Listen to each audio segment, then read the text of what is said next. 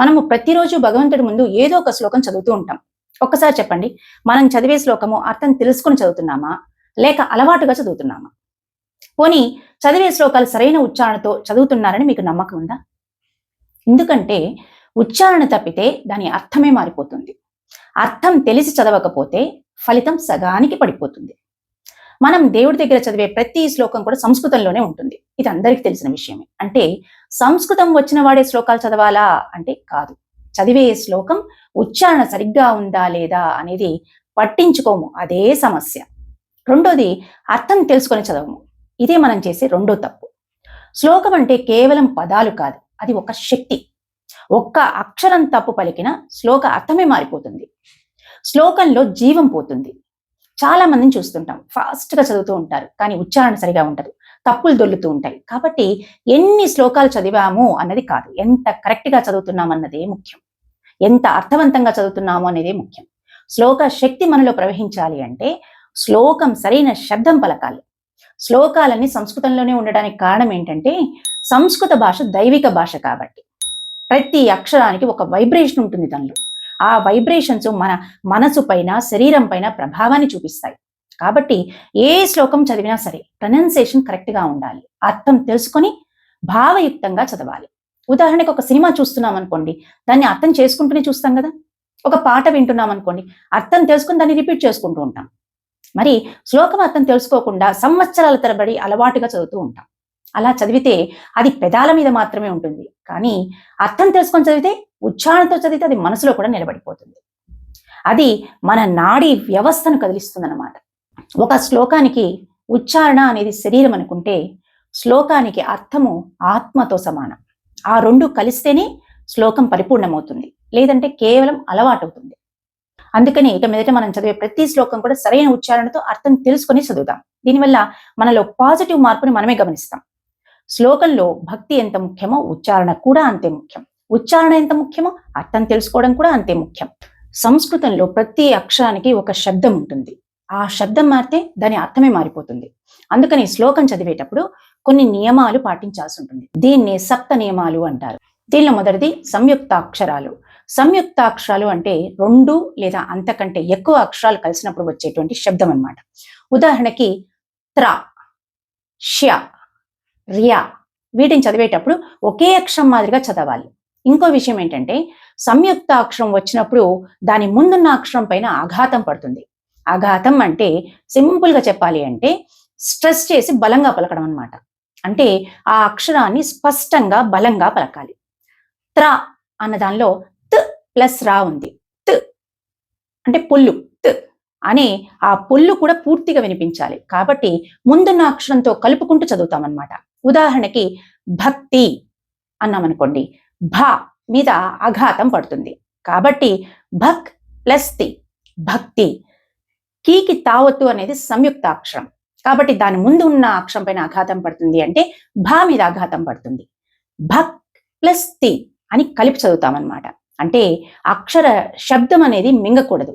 శ్లోకము రిధము మరియు క్లారిటీని కాపాడడానికి, అర్థం మారిపోకుండా ఉండటానికి ఈ సంయుక్తాక్షర నియమము తప్పకుండా పాటించాలి. రెండోది ద్విత్వాక్షరాలు. ద్విత్వము అంటే రెండు సార్లు, అంటే ఒకే అక్షరము రెండు సార్లు కలిసినప్పుడు వచ్చేటువంటి శబ్దం అన్నమాట. ఉదాహరణకి కాకు కావత్తు క, తాకు తావత్తు త, నాకు నావత్తు న. దీన్ని చాలా మంది ఒక అక్షరంలా సింపుల్ గా పలుకుతారు, కానీ నిజానికి ముందు అక్షరం హోల్డ్ చేస్తూ తర్వాత అక్షరాన్ని పలకాలన్నమాట. అక్క అన్నామనుకోండి, ఈ ద్విత్వాక్షరాన్ని ఒత్తి పలుకుతున్నాం. అక్క అనం కదా, అక్క అంటే కాకు కావత్తు అక్క అని స్ట్రెస్ చేసి పలుకుతాం అనమాట. రెండు అక్షరాల విలువ కనపడాలని, శబ్దం స్పష్టంగా ఉండాలి అని, అర్థం మారకుండా ఉండాలి అని, ఆ శ్లోకం రిధం కరెక్ట్ గా రావడం కోసంగా ఈ నియమాన్ని ఖచ్చితంగా పాటించాలి. మూడవది మహాప్రాణాక్షరాలు. వీటిని మహాప్రాణాక్షరాలు అని ఎందుకన్నారంటే, ప్రాణము అంటే శ్వాసతో కూడుకున్నది, బ్రీత్, గాలిని బలంగా బయటికి వదిలేస్తూ పలికే అక్షరాలు అనమాట.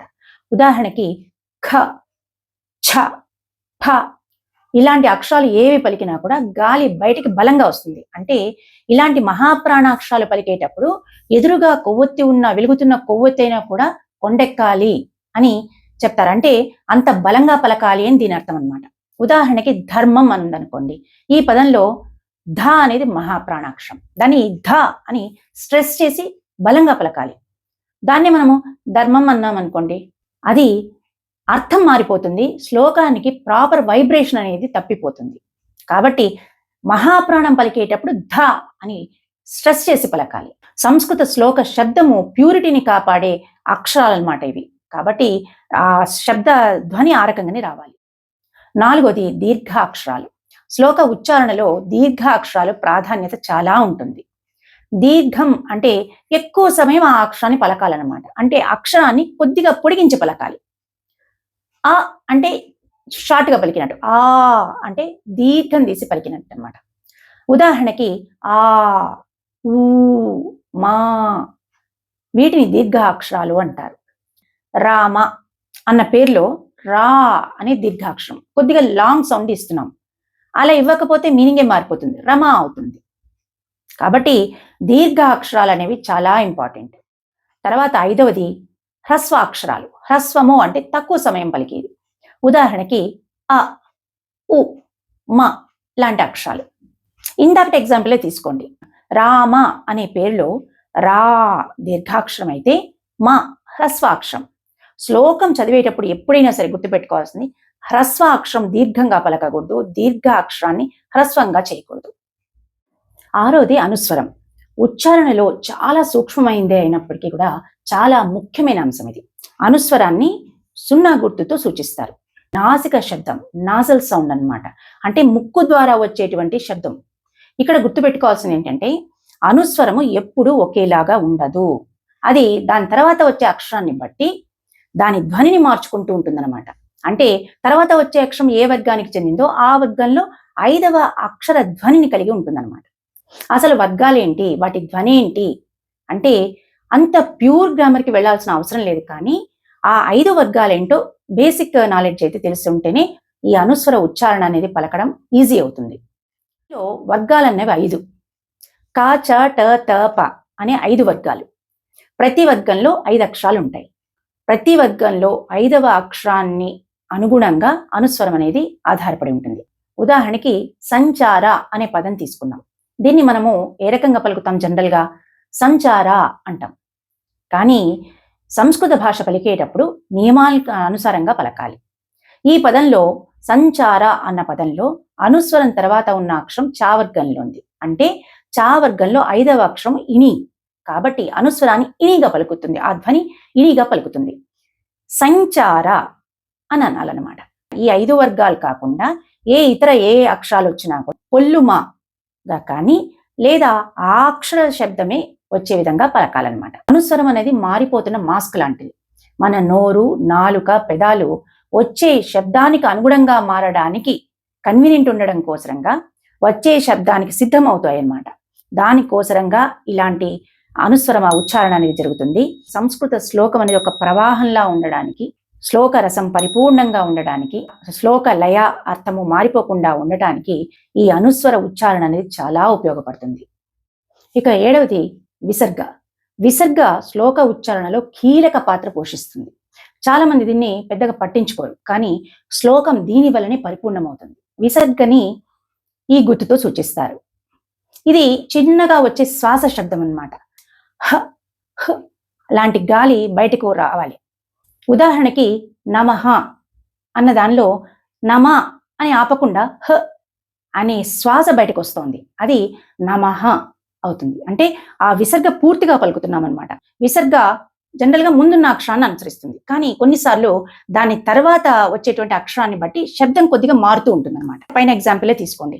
నమః అని చదువుతాం, కానీ నమశివాయ అన్నాం అనుకోండి, అక్కడ మా పక్కన హ అని వినిపించకూడదు. ఎందుకంటే దాని తర్వాత వచ్చిన అక్షరం మెలికష, ఆ అక్షరంతో కలిసిపోతుంది అనమాట. అందుకని నమశివాయ అని చదువుతాం. అంటే అక్కడ విసర్గ లేదని కాదు, ఆ తాళవ్యష, దాన్ని మెలికష, తెలుగులో మెలికష అంటాము, ఆ షాలో కలిసిపోతుంది. కాబట్టి శ్లోకం చదివేటప్పుడు ఇది జాగ్రత్తగా గమనించుకోవాలి.